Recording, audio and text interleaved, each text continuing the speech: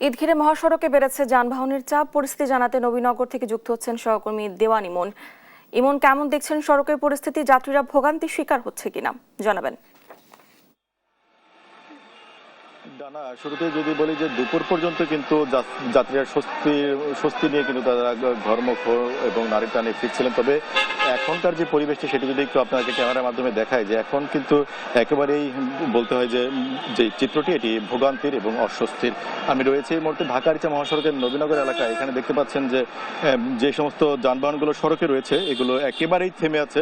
এই সড়কটি প্রায় 4 কিলোমিটার এলাকায় এখন যানজট লেগে আছে এবং একটি গাড়িও 1 ইঞ্চিও কিন্তু গাড়িটা কোনোভাবে নড়চড় হচ্ছে না। এই চিত্রটি কিন্তু এখন ঢাকা-আরিচা মহাসড়কে, যেটি গাবতলী থেকে আরিচায় গিয়েছে, সেই সড়কের চিত্র একটু এই পাশে এবং এটি এবং এই পাশের চিত্রটি যদি দেখায় যে এখানে কিন্তু সড়কে দুপুরের পর থেকে কিন্তু গার্মেন্টসগুলো একযোগে বেশিরভাগ গার্মেন্টস ছুটি হয়েছে।